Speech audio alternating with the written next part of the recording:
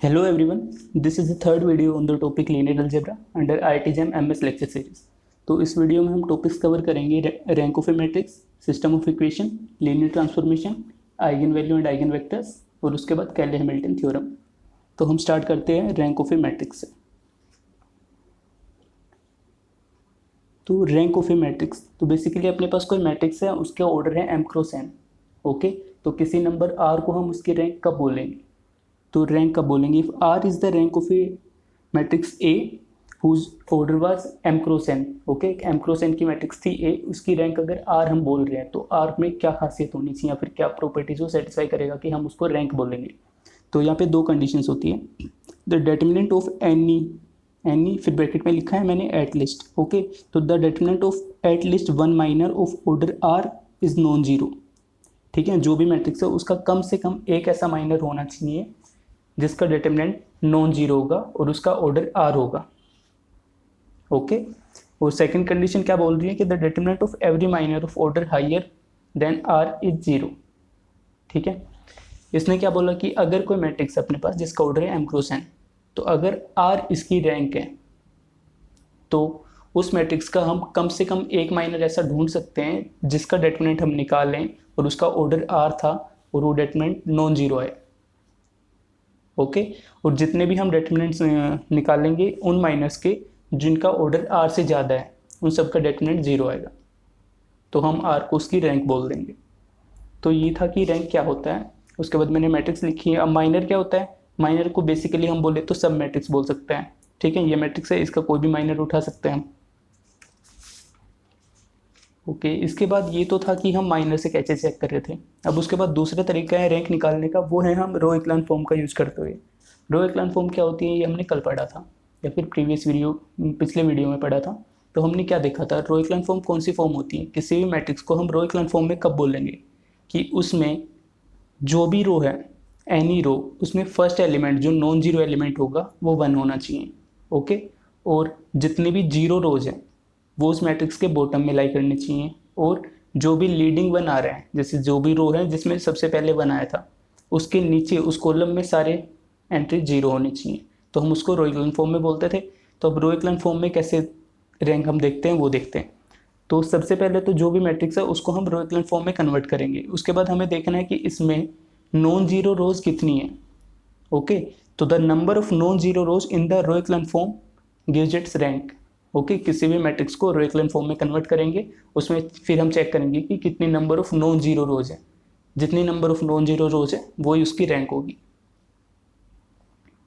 तो ये था रो इक्विवेलेंट फॉर्म से हम कैसे रैंक देखते हैं। उसके बाद मैंने लिखा है कि प्रैक्टिकल यूज़, कि रैंक का हम कैसे प्रैक्टिकल यूज़ करेंगे। ठीक है, तो इसके काफ़ी प्रैक्टिकल यूज़ होते हैं। तो उनमें से सबसे पहले हम देखते हैं कि सबसे पहला यूज़ हम दिखा रखे हैं यहाँ पे, इसमें मैंने लिखा है कि to check if given vectors are linearly dependent और इंडिपेंडेंट। कि अपने पास कुछ वेक्टर्स गिवन है, हमें देखना है कि ये वेक्टर्स लीनियरली इंडिपेंडेंट है या फिर डिपेंडेंट है। तो इसके लिए हम रैंक का यूज़ कर सकते हैं। अब कैसे करेंगे वो देखते हैं। तो कोई भी अपने को वेक्टर्स दे रखे हैं, हमें चेक करना है लीनियरली डिपेंडेंट है या इंडिपेंडेंट है। तो सबसे पहले स्टेप है भी हम उन वेक्टर्स का यूज़ करते हुए एक मैट्रिक्स बनाएंगे। ओके, अब मैट्रिक्स कैसे बनाएंगे? जो भी वेक्टर्स हैं उनको कॉलम फॉर्म में लिखेंगे। ओके, लाइक एक वेक्टर था a1, दूसरा था a2, तीसरा था a3। अब वो वेक्टर्स हैं तो उसमें n डायमेंशनल होंगे से। ठीक है, तो जो भी वेक्टर है a1 था उसको कॉलम फॉर्म में लिख देंगे, a2 को भी कॉलम फॉर्म में, a3 को भी कॉलम फॉर्म में। ओके, उसके बाद जो ये ए मैट्रिक्स हमने बना दी, किससे बनाई? उन वेक्टर्स का यूज़ करते हुए। अगर जो ए मैट्रिक्स है उसको हम फिर रो इक्विवेलेंट फॉर्म में कन्वर्ट करेंगे। ओके, तो रो इक्विवेलेंट फॉर्म में कन्वर्ट करते ही हमें उसकी रैंक का पता चल जाएगा। उसके बाद है if rho of A is equal to number of columns in A. ठीक है, rho A means rank of matrix A, कि ए मैट्रिक्स को जब हमने रो इक्विवेलेंट फॉर्म में कन्वर्ट किया उसकी फिर हम रैंक देख सकते हैं कि रैंक कितनी होगी। अगर वो रैंक नंबर ऑफ कॉलम्स के बराबर है कि जितने कॉलम्स हमने बनाए थे, तो वो वेक्टर्स लीनियरली इंडिपेंडेंट होंगे। ओके, और अगर वो रैंक है वो नंबर ऑफ कॉलम से कम है, okay, rho of A is less than number of columns, तो उस केस में जो वेक्टर्स है वो लीनियरली डिपेंडेंट होंगे। तो ये रैंक का एक प्रैक्टिकल यूज़ था कि रैंक का हम कैसे यूज़ कर सकते हैं। तो रैंक का हम यूज़ कर सकते हैं वेक्टर्स को चेक करने के लिए कि वो डिपेंडेंट है या फिर इंडिपेंडेंट है। इसके बाद अपने पास आता है कि रैंक, तो हमने देख लिया कि रैंक क्या होता है। ओके, रो इक्वेशन फॉर्म से देख लिया, माइनर वाले फैक्टर से देख लिया कि माइनर से हम कैसे चेक कर सकते हैं कि क्या इसकी रैंक रहेगी। अब जो रैंक है इसकी कुछ प्रॉपर्टीज़ होती हैं, हम वो देखेंगे। तो यहाँ पे मैंने 8 प्रॉपर्टीज़ लिखी हुई है, हम इनको पढ़ेंगे कि इनका क्या प्रॉपर्टीज़ हैं, उनको समझते हैं। ओके, तो अपने पास rank of null matrix is 0। Okay, null matrix कौन सी मैट्रिक्स थी? Zero matrix. ओके, तो जीरो मैट्रिक्स की रैंक 0 होती है, क्योंकि जीरो मैट्रिक्स है उसको अगर तुम रो इक्वेशन फॉर्म में कन्वर्ट भी करोगे तो उसमें नॉन जीरो रो तो कोई है ही नहीं, तो इसका मतलब उसकी रैंक 0 हो गई है। ओके, जो आइडेंटिटी मैट्रिक्स होती हैं या फिर यूनिट मैट्रिक्स होती हैं, उनकी रैंक होती है जो उनका ऑर्डर होता है वही। उसके बाद थर्ड है कि rho of A cross B, मतलब रो ऑफ, सॉरी क्या बोला मैंने, sorry rho of A m cross n, कि एम क्रॉस एन मतलब एम क्रॉस एन ऑर्डर था एक मैट्रिक्स का, तो उसकी जो रैंक है वो हमेशा लेस देन इक्वल टू रहेगी minimum of m comma n. ठीक है, कि उसमें नंबर ऑफ रोज और नंबर ऑफ कॉलम्स देखेंगे हम, जो उनमें कम है तो उस मैट्रिक्स की जो रैंक है वो उस नंबर के इक्वल या फिर जो उससे भी छोटी रैंक होगी हमेशा। उसके बाद अगली है कि rank of square matrix equal to n if determinant of a is not equal to 0 and is less than n when determinant of a is 0। Okay, तो सिंगुलर मैट्रिक्स की रैंक हमेशा n से छोटी होती है और नॉन सिंगुलर मैट्रिक्स की rank n ही होती है। Okay, mod of a equal to 0 मतलब सिंगुलर होगी। उसके बाद अगली प्रॉपर्टी है fifth property, if rho of a equal to m rho of b equal to n then rho of A B is less than equal to minimum of m coma n। उसके बाद अगली property है if A and B are square matrices of order n, अपने पास दो matrix है ए और B जिनका order है n, तो rho of A B is greater than equal to rho of A plus rho of B minus n। ये कुछ properties हैं, ये कहाँ से आई, इनके लिए बुक में देख सकते हैं। वैसे इनका प्रैक्टिकल यूज़ आ सकता है कभी भी, कि लाइक कुछ पूछ लेगा, ए की दे रखी है बी की दे रखी है, तो ए बी की रेंज पूछ लेगा कि इसकी रैंक किसके किसके बीच में आ सकती है। तो इनके जो प्रूव वगैरह है उन पे नहीं जाएंगे, बस इनको रट लेंगे कि रो ऑफ ए अगर ये है बी है तो ए बी किसके बीच में लाई करेगा। उसके बाद अगली प्रॉपर्टी मैंने लिखी star, if A inverse exist, कि किसी मैट्रिक्स का इनवर्स एग्जिस्ट कर रहा है। ओके, और बी कोई अदर मैट्रिक्स है, कोई और मैट्रिक्स है, तो जो रैंक ऑफ ए बी निकालेंगे हम इस केस में, मतलब एक मैट्रिक्स है जिसका इनवर्स एग्जिस्ट कर रहा है। ओके, उसके बाद मैंने बोला कि कोई नई मैट्रिक्स है मेरे पास और ही रैंडम मैट्रिक्स है कोई, अगर हम इन दोनों का प्रोडक्ट करते हैं ए बी और फिर ए बी की अगर मैं रैंक निकालता हूँ तो ए बी की रैंक ए मैट्रिक्स के ऊपर डिपेंड नहीं करेगी अगर उसका इन्वर्स एग्जिस्ट कर रहा था तो। ओके, तो rank of A B equal to rank of B.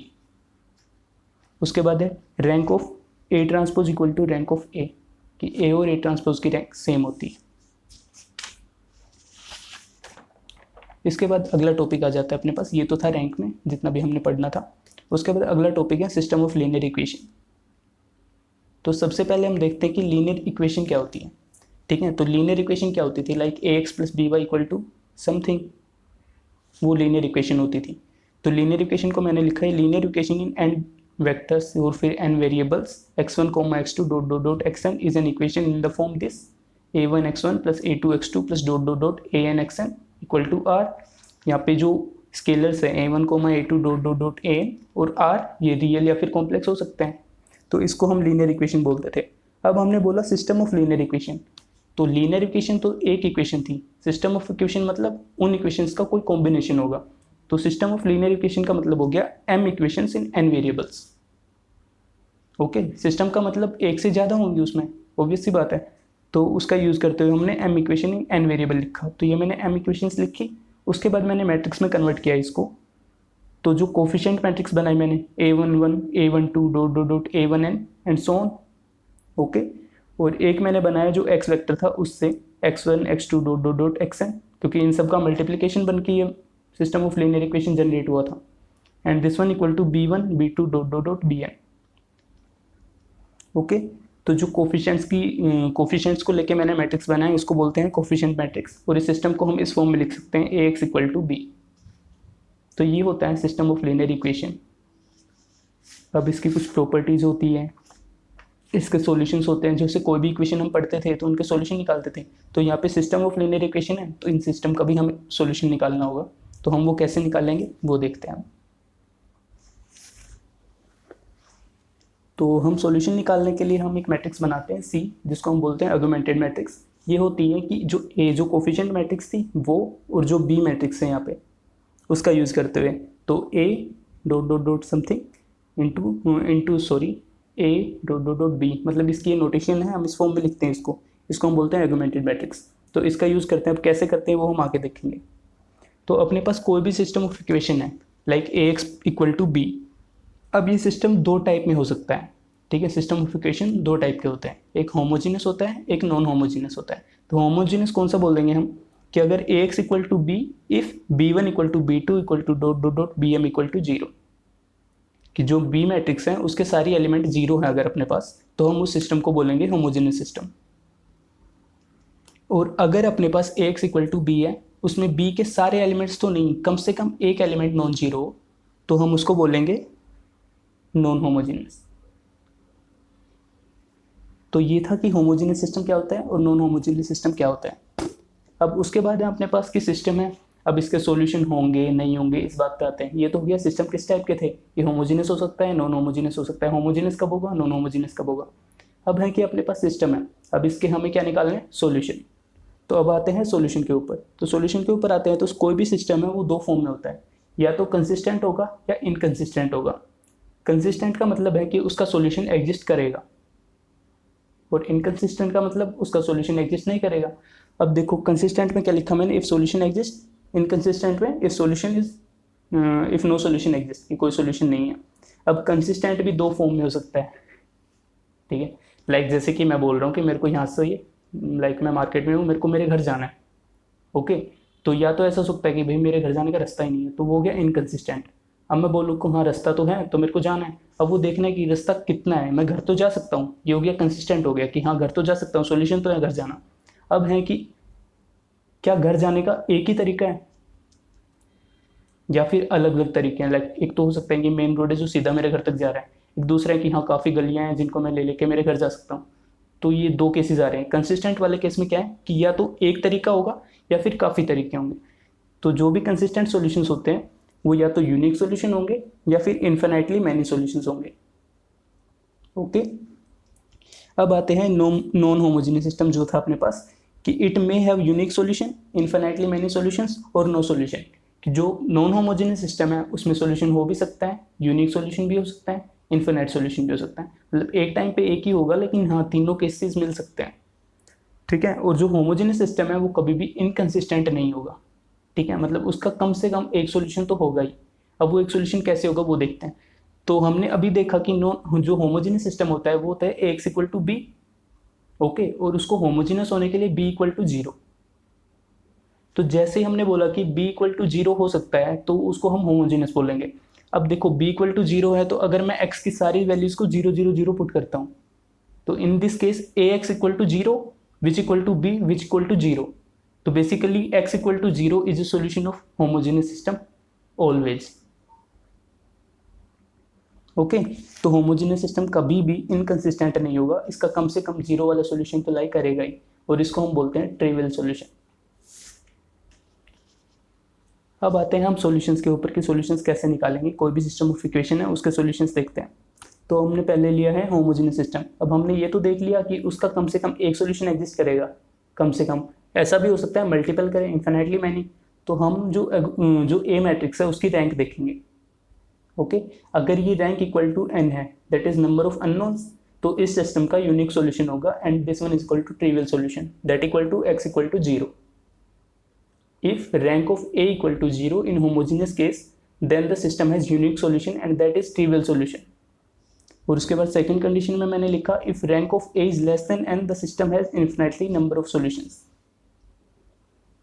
Okay अगर मेरे पास रैंक n से छोटी है तो उस केस में इसके मैनी सॉल्यूशंस होंगे। उसके बाद आते हैं हम नॉन होमोजेनियस सिस्टम के ऊपर। तो नॉन होमोजेनियस सिस्टम पे आते हैं। तो this one equal to a x equal to b. अब यहाँ पे हमने आर्गुमेंटेड मैट्रिक्स बनाई, that equal to c equal to a b, okay. तो अब हम इस केस में क्या करेंगे, हम रैंक निकाल के देखेंगे किसकी, एक रैंक ऑफ ए निकालेंगे, रैंक ऑफ सी निकालेंगे। सी इज आर्गुमेंटेड मैट्रिक्स। तो जब हम इसको सोल्व करेंगे तो जब हम रैंक ऑफ सी निकाल रहे होंगे तो उस केस में ए की रैंक अपने आप वहीं से दिख जाती है, ओके। तो इसको सेपरेटली सोल्व करने की नीड नहीं है। तो if rank of C not equal to rank of A, अगर सी और ए की रैंक इक्वल नहीं आती है तो उस केस में सिस्टम का कोई भी सॉल्यूशन नहीं होगा एंड सिस्टम इज इनकंसिस्टेंट। अगर मेरे पास दूसरी कंडीशन है, अगर मेरे पास rank of C equal to rank of A, ठीक है, दोनों की रैंक इक्वल है और दोनों की रैंक नंबर ऑफ अननोन्स के इक्वल है, तो इस केस में सिस्टम का यूनिक सॉल्यूशन होगा। ओके, उसके बाद मेरे पास थर्ड कंडीशन है। थर्ड कंडीशन क्या कह रही है, if rho of C equal to rho of A, ठीक है, सी और ए की रैंक इक्वल है but less than number of unknowns, की अननोन्स है उनसे कम है, तो इस केस में सिस्टमिफिकेशन has infinitely number of solution. Okay, उसके बाद मैंने फोर्थ में करके लिखा है कि x equal to zero is never solution of non homogeneous system, कि नॉन होमोजेनियस सिस्टम के लिए x इक्वल टू जीरो कभी भी सॉल्यूशन नहीं होता है।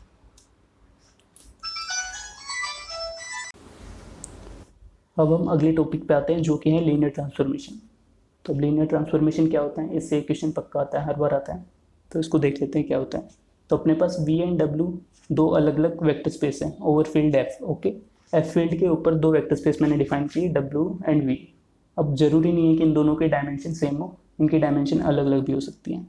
Then a mapping t such that v going from v to w is called linear transformation. कि mapping है t जो v से w पे है, तो इसको हम लीनियर ट्रांसफॉर्मेशन बोलेंगे इफ पहली condition t of x plus y equal to T of x plus T of y for all x comma y belonging to v। Okay, इसको बोलते हैं एडिटिव प्रॉपर्टी। उसके बाद अगली है T of a x equal to a times T of x for all a belonging to F and x belonging to V, इसको बोलते हैं होमोजेनियस कंडीशन। तो ये दो कंडीशंस अगर वो ट्रांसफॉर्मेशन सेटिस्फाई कर देता है तो हम उसको लीनियर ट्रांसफॉर्मेशन बोल देते हैं। ठीक है, तो किसी भी टी को लीनियर ट्रांसफॉर्मेशन होने के लिए इन दो कंडीशंस को सेटिस्फाई करना पड़ेगा। इसके बाद मैंने स्टार करके लिखा है इफ टी कोई लीनियर ट्रांसफॉर्मेशन है वी से डब्ल्यू पे। ओके, तो इसको लीनियर ट्रांसफॉर्मेशन होने के लिए एक नेसेसरी कंडीशन है, वो क्या है कि ये v के जीरो वेक्टर को w के जीरो वेक्टर में लेके जाएगा। That means mapping of zero vector from v goes to zero vector of w, ये नेसेसरी कंडीशन होती है। अगर ये सेटिस्फाई करेगा तो ही वो लीनियर ट्रांसफॉर्मेशन है, नहीं तो नहीं है। ओके, उसके बाद मैंने डिफाइन किया है जीरो लीनियर ट्रांसफॉर्मेशन, कि अगर मेरे पास कोई ट्रांसफॉर्मेशन है उसको हम जीरो कैसे बोलेंगे। तो हम किसी ट्रांसफॉर्मेशन को जीरो बोलेंगे जब T of V equal to zero for all V belonging to V, कि हम वी से कोई भी वेक्टर उठाते हैं और उसके ऊपर ट्रांसफॉर्मेशन लगाते हैं तो उसको जीरो वेक्टर में कन्वर्ट कर देता है, तो हम इसको बोलेंगे जीरो लीनियर ट्रांसफॉर्मेशन। ऐसी आइडेंटिटी लीनियर ट्रांसफॉर्मेशन, तो आइडेंटिटी लीनियर ट्रांसफॉर्मेशन में क्या होगा, जो वी के ऊपर हम ट्रांसफॉर्मेशन लगाएंगे तो आइडेंटिटी है वो, तो बेसिकली वी को वी में ही रख देगा, मतलब वी को वी पे ही लेके जाएगा। तो T of V equal to V for all V belonging to V. तो ये था लीनियर ट्रांसफॉर्मेशन। तो इसमें हमने क्या देखा कि लीनियर ट्रांसफॉर्मेशन की दो कंडीशंस थी, वो देखनी है। उसके बाद हमने दो डेफिनेशंस पढ़ी कि जीरो कब बोलेंगे और आइडेंटिटी कब बोलेंगे उसको। ओके, उसके बाद है अपने पास, हाँ, उसके बाद जो हमने ट्रांसफॉर्मेशन पढ़ा है, अब इसके बारे में कुछ चीज़ें हैं, मतलब इसके ही आगे की चीज़ें जो है कि कर्नल और रेंज। ओके, किसी ट्रांसफॉर्मेशन के लिए कर्नल और रेंज क्या होंगी। तो अभी हमने देखा है कि लीनियर ट्रांसफॉर्मेशन बेसिकली एक फंक्शन है, मैपिंग है, ठीक है। तो कर्नल और रेंज क्या होती हैं, तो let T V to W be a linear transformation, then kernel of T is N T, ठीक है। कर्नल ऑफ टी को हम एन टी से डिनोट करते हैं and equal to kernel of T. अब कर्नल ऑफ टी क्या हो गया, ठीक है, वो देखते हैं, इक्वल टू एक्स, ठीक है, बिलोंगिंग टू वी, कि कर्नल ऑफ टी में क्या है, एक्स है जो वी से आ रहे हैं, तो बेसिकली डोमेन का कुछ पार्ट है वो कर्नल बनाएगा। ओके, अब वो कौन सा पार्ट है जो डोमेन का है जो कर्नल बनाएगा, वो है कि T of X equal to zero vector. Okay, तो बेसिकली कर्नल ऑफ टी में वो वेक्टर्स होंगे जिनके ऊपर हम ट्रांसफॉर्मेशन लगाएं और वो जीरो बन जाए, तो इसको हम कर्नल बोलते हैं। तो एन टी कांट भी जीरो, उसके बाद मैंने लिखा है कि कांट भी एम्प्टी, सॉरी, कि जो कर्नल ऑफ टी है वो कभी भी खाली नहीं हो सकता। क्यों, क्योंकि हमने अभी पीछे पढ़ा है नेसेसरी कंडीशन क्या थी कि transformation zero vector of V उसको जीरो वेक्टर ऑफ डब्ल्यू में लेके जाएगा, तो बेसिकली उसमें जीरो वेक्टर तो होगा हमेशा, तो एम्प्टी नहीं हो सकता है। उसके बाद है मेरे पास कि kernel of T is always subspace of V, ठीक है। ये चीज़ हम देख ही सकते हैं कि जो एक्स है वो वी से ही आ रहे हैं और वो एक पर्टिकुलर कंडीशन को सेटिस्फाई कर रहे हैं, तो बेसिकली उसका सबसेट हो गया, उसका ही सबस्पेस हो गया, ठीक है। इसको हम नल स्पेस भी बोलते हैं जो कर्नल ऑफ टी है इसको, और इसकी डायमेंशन को हम नलिटी बोलते हैं, इसको डिनोट करते हैं ईटा एन से। ईटा टी से, सॉरी। ओके, उसके बाद अगली चीज़ है रेंज स्पेस, कि रेंज स्पेस क्या होता है। तो range space, range basically range space means range है, ठीक है। तो R of T equal to T of X belonging to W, कि एक्स थे जो हमने डोमेन से लिया, उसके ऊपर ट्रांसफॉर्मेशन लगाई, तो जो रिजल्ट आ रहा है वो डब्ल्यू में बिलोंग कर रहा है, तो इसको हम रेंज स्पेस बोलते हैं, ठीक है। इसको डिनोट करते हैं आर टी से। ये सबसेट होता है कोडोमेन का, ओके, क्योंकि डब्ल्यू में जाने हैं सारे, ठीक है। सब स्पेस है वो सॉरी वेक्टर स्पेस है, तो ये डब्ल्यू में जाने, तो ये उसका सबसेट हो गया है। और आर टी सब स्पेस ऑफ कोडोमेन, और अगर जो आर टी है वो कोडोमेन के इक्वल हो जाएगी तो हम इस फंक्शन को बोलेंगे it is onto transformation, okay. और dimension of R T equal to rank of T, की जो डायमेंशन ऑफ आर टी होती है उसको ये हम ट्रांसफॉर्मेशन की रैंक बोलते हैं, and it is denoted by rho of T. इसके बाद है अपने पास एक थ्योरम है जो है रैंक नलिटी थ्योरम। तो रैंक नलिटी थ्योरम क्या बोलती है, it says that nullity plus rank of T equal to dimension of V, ठीक है। नलिटी क्या था, कर्नल, उसकी कर्नल था, उसकी डायमेंशन थी, तो dimension of kernel plus rank, मतलब sorry rank of kernel plus rank of T equal to dimension of V, okay. उसके बाद स्टार करके मैंने एक चीज़ लिखी है कि let V and W be vector space of equal and finite dimension, कि मेरे पास दो वेक्टर स्पेस है जो फाइनाइट डायमेंशन के हैं, ठीक है। हमने पीछे क्या पढ़ा था कि वी और डब्ल्यू अलग अलग डायमेंशन के हो सकते हैं, इसने लिखा है कि फाइनाइट डायमेंशन और इक्वल होंगे उनकी डायमेंशन, कि अगर ये एक पर्टिकुलर कंडीशन को सेटिस्फाई कर रहे हैं, तो अगर टी भी एक लीनियर ट्रांसफॉर्मेशन, उनके ऊपर टी मैंने लीनियर ट्रांसफॉर्मेशन डिफाइन किया है, तो टी क्या क्या कंडीशन सेटिस्फाई करेगा, तो की जो टी होता है इस केस में दिस इज 1 1, ओके। टी है वो ऑन टू होगा, और थर्ड कंडीशन है rank of T equal to dimension of V. तो ये कुछ कंडीशंस थी रैंक नलिटी केस में, थ्योरम हमने पढ़ी, और उसके बाद जो मैंने वी और डब्ल्यू के ऊपर कंडीशन लगाई है उसके बाद क्या बन जाता है टी की प्रॉपर्टीज, वो देखा है हमने। तो ये था अपने पास लीनियर ट्रांसफॉर्मेशन के बारे में। तो इसके बाद हम अगले टॉपिक पे आते हैं जो है कि eigen values and eigen vectors, okay. तो ये सब ने पढ़ाई होगा, ग्रेजुएशन में पढ़ाई है, तो बहुत ईजी पार्ट है। ये क्या बोलते हैं कि अपने पास कोई स्क्वायर मैट्रिक्स है ए, तो लैम्डा एक नंबर है जिसको हम उसकी आइगन वैल्यू बोल लेंगे if there exist a column vector X, ठीक है। किसी मैट्रिक्स ए के लिए किसी लैम्डा नंबर को हम बोलेंगे कि इसकी आइगन वैल्यू है अगर वहाँ पे एक एक्स कॉलम वेक्टर एग्जिस्ट करेगा such that A x equal to lambda X, okay. अब A x equal to lambda X, इसको हमने लिखा A X minus X equal to 0, okay. उसके बाद मैंने x को सेपरेट किया, मतलब कॉमन निकाल लिया, तो a minus lambda I into X equal to 0। अब यहाँ पे जो a माइनस लेमडा आई आया है इसका हम डिटर्मिनेंट निकालते हैं, तो a माइनस लेमडा आई का डिटर्मिनेंट इक्वल टू 0, इसको 0 की इक्वेट कर देते हैं। तो इस इक्वेशन जो बनाएगा a माइनस लेमडा आई का डिटर्मिनेंट इक्वल टू 0, जो इक्वेशन बन गई है इसको हम बोलते हैं करेक्टरिस्टिक इक्वेशन, ओके। तो करेक्टरिस्टिक इक्वेशन क्या होगी, करेक्टरिस्टिक इक्वेशन क्या होगी, a minus lambda equal to 0, ठीक है। तो इस इक्वेशन के जो हम रूट निकालेंगे वही उस मैट्रिक्स की आइगन वैल्यूज होते हैं, ओके।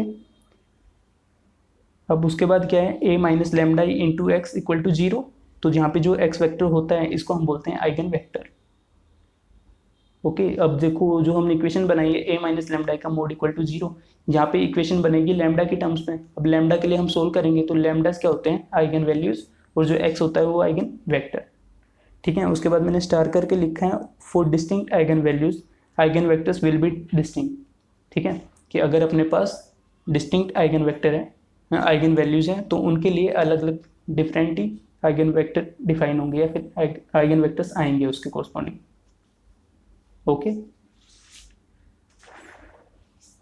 उसके बाद आते हैं हम प्रॉपर्टीज ऑफ आइगन वैल्यूज, जो आइगन वैल्यूज हैं उनकी प्रॉपर्टी क्या होती है।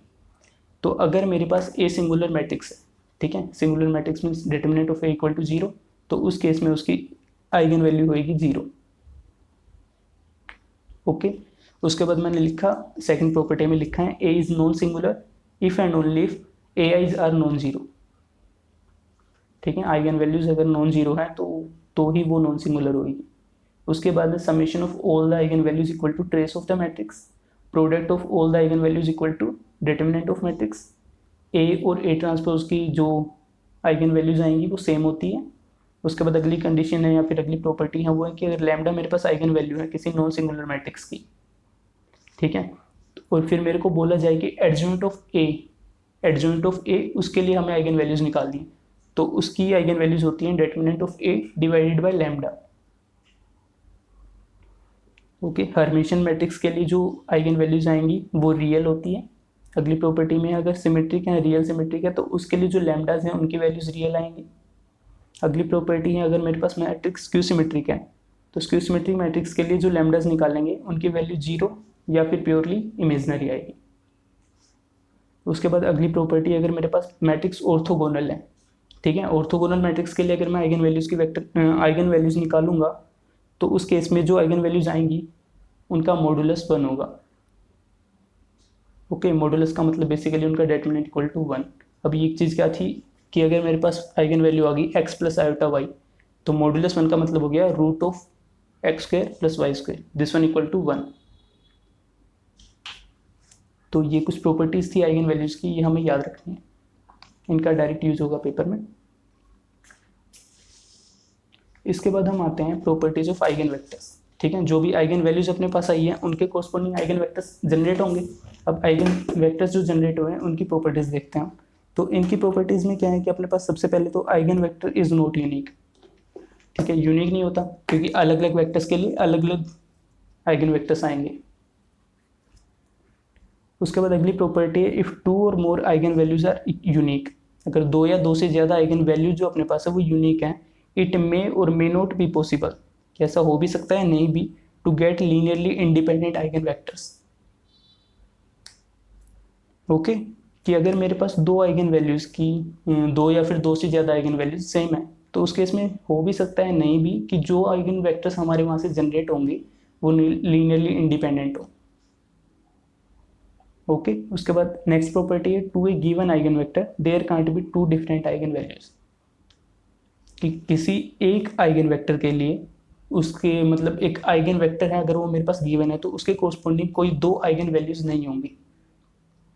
ओके, तो ये था आइगन वैल्यूज और आइगन वेक्टर्स क्या होते हैं। उसके बाद अपने पास नेक्स्ट टॉपिक है जो लास्ट टॉपिक भी है लीनियर अलजेब्रा का, जो है कैले हैमिल्टन थ्योरम। ओके, ये बहुत ही सिंपल सा कॉन्सेप्ट है, इसको देखते हैं ये क्या है। कि अपने पास कोई भी स्क्वायर मैट्रिक्स है तो उसके लिए हम करेक्टरिस्टिक इक्वेशन निकाल सकते हैं, ए माइनस लेमडा का मोड इक्वल टू 0। ओके, तो ये क्या बोल के गए थे, इन्होंने बोला था कि कोई भी स्क्वायर मैट्रिक्स अपनी खुद की करेक्टरिस्टिक इक्वेशन को सेटिस्फाई करेगी। इसका मतलब कि हमने जो भी इक्वेशन निकालेंगे वो लैम्डा के टर्म्स में आएगी। तो ये बोल रहे हैं कि लैम्डा की टर्म्स में जो इक्वेशन आई है हम उसमें लैम्डा की जगह पे ए को रिप्लेस कर सकते हैं, तो जो ए मैट्रिक्स है वो वहाँ पे सेटिस्फाई करेगी। तो ये था कैले हैमिल्टन थ्योरम। तो कैले हैमिल्टन थ्योरम का मोस्टली यूज होता है इनवर्स निकालने के लिए। ओके, तो this was all about linear algebra, all the concepts has been covered।